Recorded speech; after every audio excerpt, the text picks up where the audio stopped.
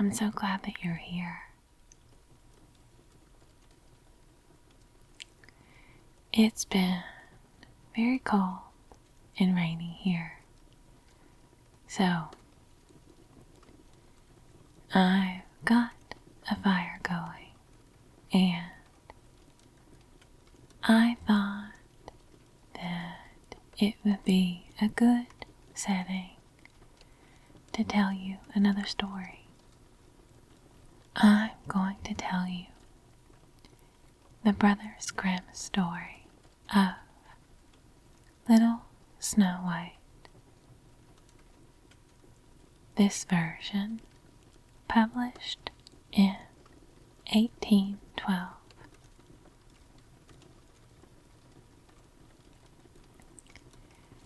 If you have heard some of the other stories that I've shared with you from these guys, you know that they are quite different than the Disney versions you may know. They are typically a lot darker and end differently than you might hope.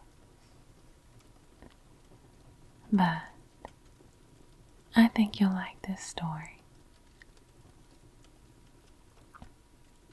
So, let's begin. Once upon a time, in the middle of winter, when the flakes of snow were falling like feathers from the sky, a queen sat down at a window sewing, and the frame of the window was made of black ebony. And whilst she was sewing and looking out of the window at the snow, she pricked her finger with the needle, and 3 drops of blood fell upon the snow. And the red looked pretty upon the white snow, and she thought to herself, "Would that I had a child as white as snow, as red as blood, and as black as the wood of the window frame." Soon after that, she had a little daughter who was white as snow, as red as blood, and her hair was as black as ebony, and she was therefore called Little Snow White. And when the child was born, the queen died. After a year had passed, the king took to himself another wife. She was a beautiful woman, but proud and haughty, and she could not bear that anyone else should surpass her in beauty. She had a wonderful looking glass, and when she stood in front of it and looked at herself in it and said, looking glass on the wall, who in this land is the fairest of all?" The looking glass answered, "Thou, O Queen, art the fairest of all." Then she was satisfied, for she knew that the looking glass spoke the truth. But Snow White was growing up, and grew more and more beautiful. And when she was 7 years old, she was as beautiful as the day, and more beautiful than the queen herself.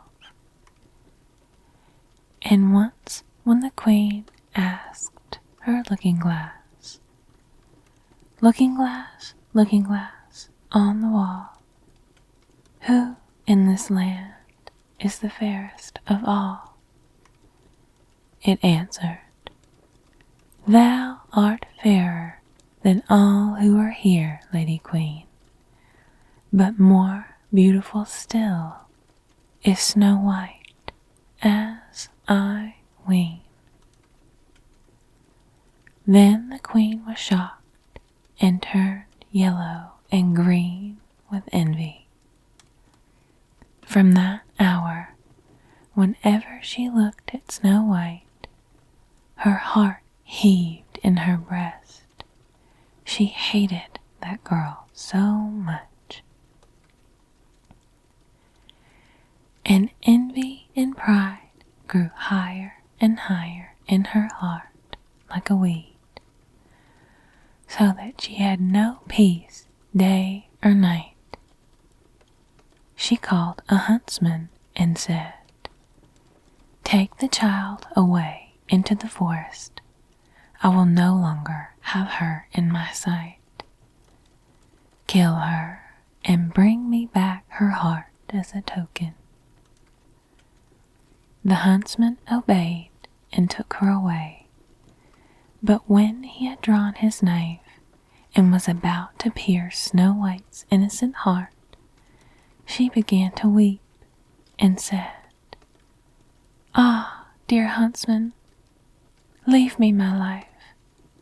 I will run away into the wild forest and never come home again." And as she was so beautiful, the huntsman had pity on her and said, "Run away then, you poor child. The wild beasts will soon have devoured you," thought he, and yet it seems as if a stone had been rolled from his heart, since it was no longer needful for him to kill her. And as a young boar just then came running by, he stabbed it and cut out its heart and took it to the queen as proof that the child was dead. The cook had to salt this, and the wicked queen ate it and thought she had eaten the heart of Snow White.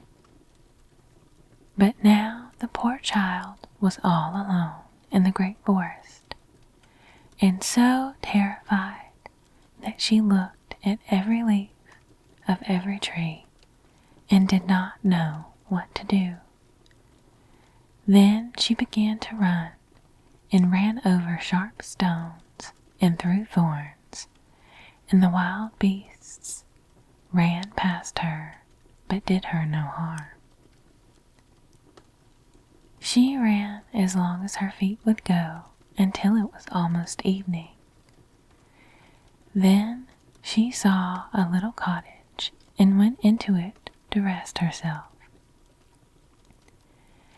Everything in the cottage was small, but neater and cleaner than can be told. There was a table on which was a white cover and 7 little plates, and on each plate a little spoon. Moreover, there were 7 little knives and forks and 7 little mugs. Against the wall stood 7 little beds side by side and covered with little snow white counterpanes. Little Snow White was so hungry and thirsty that she ate some vegetables and bread from each plate and drank a drop of wine out of each mug, for she did not wish to take all from one only. Then, as she was so tired, she laid herself down on one of the little beds, but none of them suited her. One was too long, another too short, but at last she found that the 7th one was just right. And so she remained in it and said a prayer and went to sleep. When it was quite dark, the owners of the cottage came back. They were 7 dwarfs who dug and delved in the mountains for ore. They lit their 7 candles, and as it was now light within the cottage, they saw someone had been there, for everything was not in the same order in which they had left it. The first said, "Who has been sitting on my chair?" The second, "Who has been eating off my plate?" The third, "Who has been taking some of my bread?" The fourth, "Who has been eating my vegetables?" The fifth, "Who has been using my fork?" The sixth, "Who has been cutting with my knife?" The seventh, "Who has been drinking out of my mug?" Then the first looked round and saw that there was a little hole on his bed, and he said, "Who has been getting into my bed?" The others came up and each called out, "Somebody has been lying in my bed too." But the seventh, when he looked at his bed, saw little Snow White, who was lying asleep therein. And he called the others, who came running up, and they cried out with astonishment, and brought their 7 little candles. And he called the others, who came running up, and they cried out with astonishment, and brought their 7 little candles, and let the light fall on little Snow White. "Oh heavens, oh heavens," cried they, "what a lovely child!"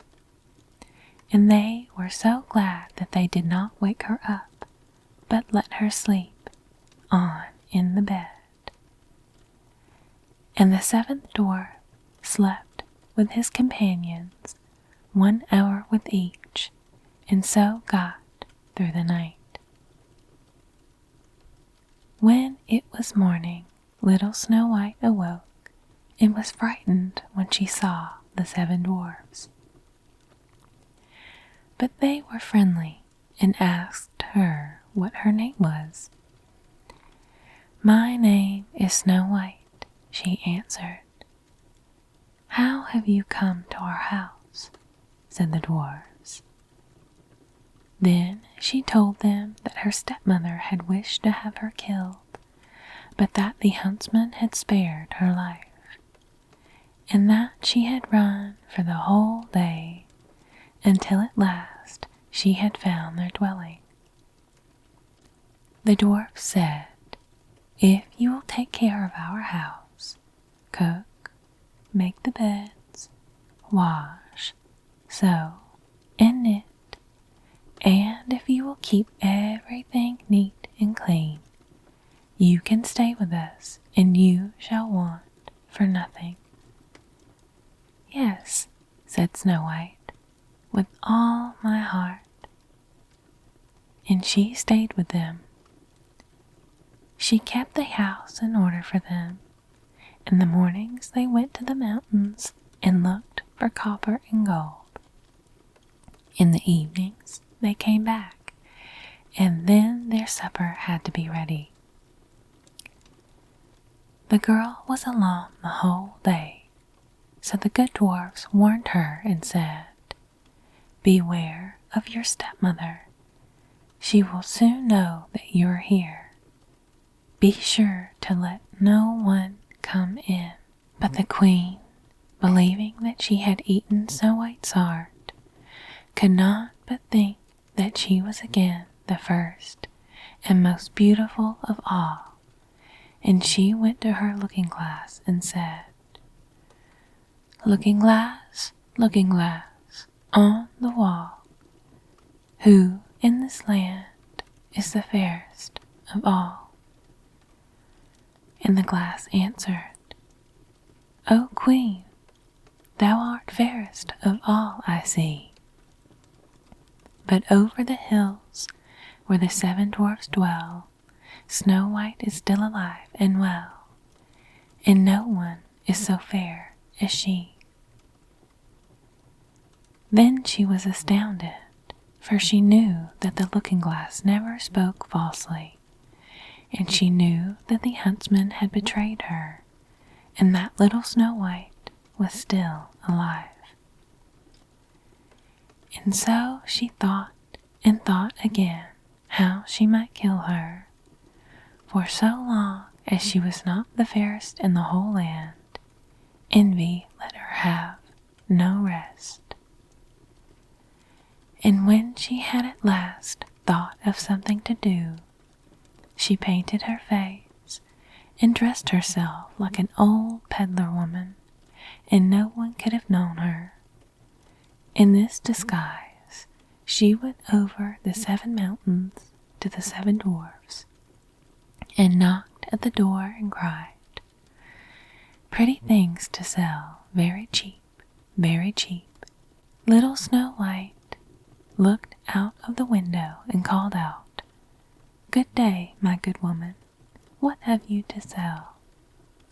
"Good things, pretty things," she answered. "Stay laces of all colors."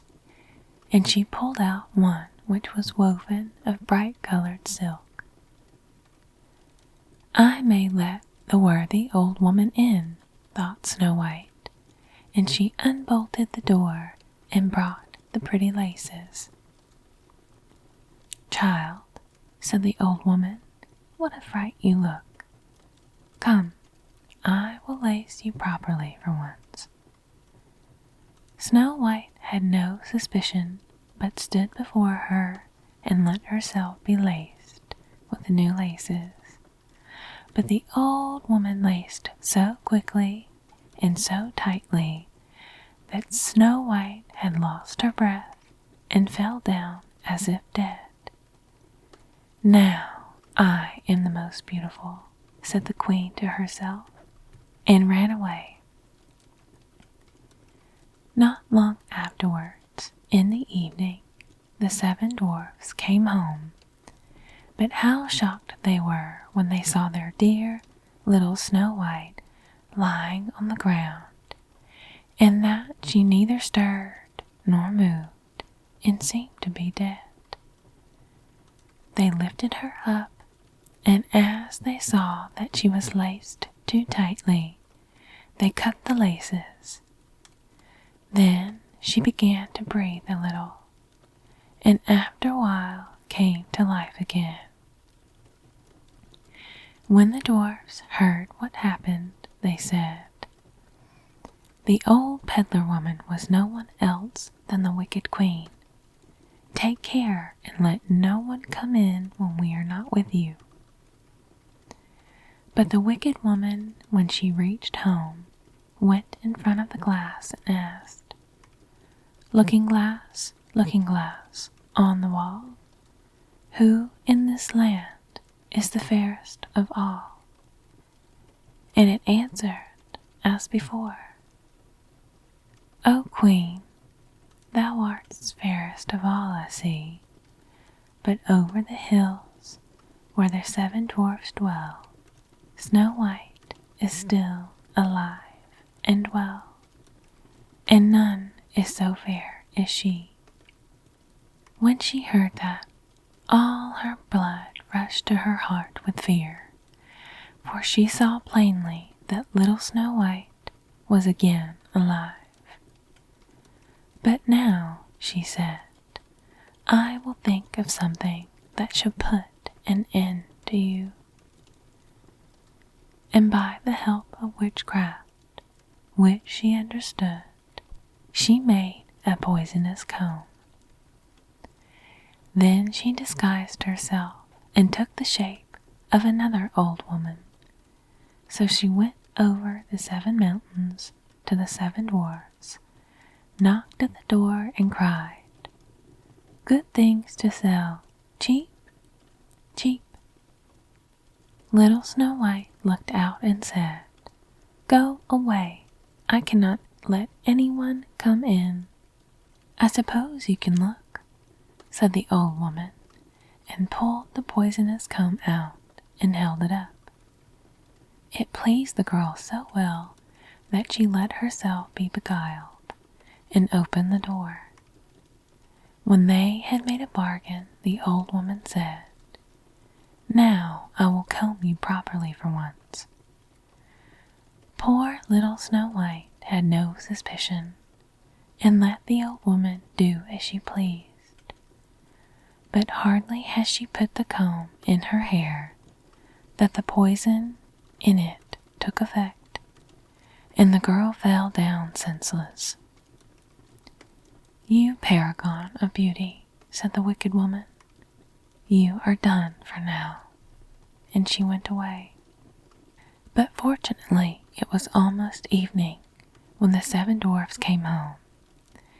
When they saw Snow White lying as if dead upon the ground, they at once suspected the stepmother, and they looked and found the poisonous comb.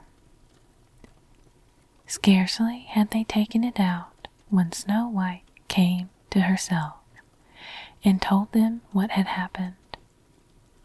Then they warned her once more to be upon her guard and to open the door to no one.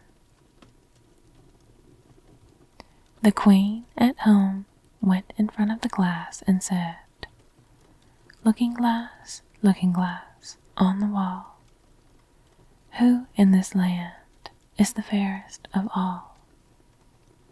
Then it answered as before, "O Queen, thou art fairest of all I see, but over the hills where the 7 dwarfs dwell, Snow White is still alive and well, and none is so fair as she." When she heard the glass speak thus, she trembled and shook with rage.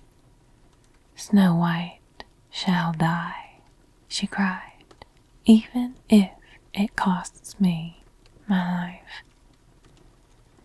Thereupon she went into a quite secret, lonely room where no one ever came, and there she made a very poisonous apple. Outside it looked pretty, white with a red cheek, so that everyone who saw it longed for it, but whoever ate a piece of it must surely die.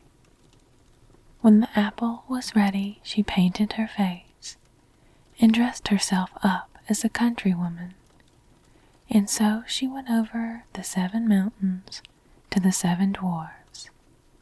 She knocked at the door.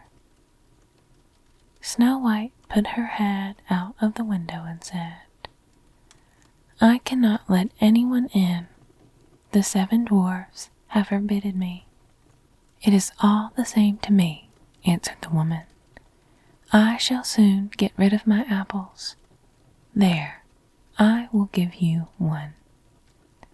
"No," said Snow White, "I dare not take anything." "Are you afraid of poison?" said the old woman. "Look, I will cut the apple into 2 pieces. You eat the red cheek, and I will eat the white." The apple was so cunningly made that only the red cheek was poisoned. Snow White longed for the fine apple, and when she saw that the woman ate part of it, she could resist no longer, and stretched out her hand and took the poisonous half. But hardly had she a bit of it in her mouth that she fell down dead. Then the queen looked at her with a dreadful look, and laughed aloud and said, "White as snow, red as blood, black as ebony wood. This time the dwarfs cannot wake you up again." And when she asked of the looking glass at home, looking glass, on the wall, who in this land is the fairest of all?" It answered at last, "O Queen, in this land thou art fairest of all." Then her envious heart had rest, so far as an envious heart can have rest. The dwarfs, when they came home in the evening, found Snow White lying upon the ground. She breathed no longer and was dead. They lifted her up, looked to see whether they could find anything poisonous, unlaced her, combed her hair, washed her with water and wine, but it was all of no use. The poor child was dead and remained dead. They laid her upon a bier, and all 7 of them sat round it and wept for her, and wept for 3 days long. Then they were going to bury her, but she still looked as if she were living, and still had her pretty red cheeks. They said, "We could not bury her in the dark ground," and they had a transparent coffin of glass made, so that she could be seen from all sides, and they laid her in it, and wrote her name upon it in golden letters, and that she was a king's daughter. Then they put the coffin out upon the mountain, and one of them always stayed by it and watched it. And birds came too, and wept for Snow White. First an owl, then a raven, and last a dove. And now Snow White lay a long, long time in the coffin, and she did not change, but looked as if she were asleep. For she was white as snow, as red as blood, and her hair was as black as ebony. It happened, however, that a king's son came into the forest and went to the dwarf's house to spend the night. He saw the coffin on the mountain and the beautiful Snow White within it, and read what was written upon it in gold letters. Then he said to the dwarfs, "Let me have the coffin. I will give you whatever you want for it." But the dwarfs answered, "We will not part with it for all the gold in the world." Then he said, "Let me have it as a gift, for I cannot live without seeing Snow White. I will honor and prize her as my dearest possession." As he spoke in this way, the good dwarfs took pity upon him and gave him the coffin. And now the king's son had it carried away by his servants on their shoulders. And it happened that they stumbled over a tree stump, and with the shock, the poisonous piece of apple which Snow White had bitten off came out of her throat. And before long she opened her eyes, lifted up the lid of the coffin, sat up, and was once more alive. "Oh heavens, where am I?" she cried.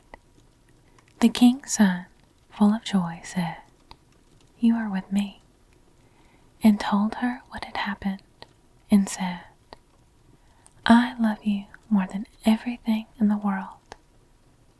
Come with me to my father's palace. You shall be my wife." And Snow White was willing, and went with him, and their wedding was held with great show and splendor. But Snow White's wicked stepmother was also bidden to the feast. When she had arrayed herself in the beautiful clothes, she went before the looking-glass and said, looking glass on the wall, who in this land is the fairest of all?" The glass answered, "O Queen, of all here the fairest art thou, but the young queen is fairer by far as I trow." Then the wicked woman uttered a curse, and was so wretched so utterly wretched that she knew not what to do. At first she would not go to the wedding at all, but she had no peace and must go to see the young queen. And when she went in, she knew Snow White, and she stood still with rage and fear, and could not stir. But iron slippers had already been put upon the fire, and they were brought in with tongs and set before her. Then she was forced to put on the red-hot shoes and dance until she dropped down dead.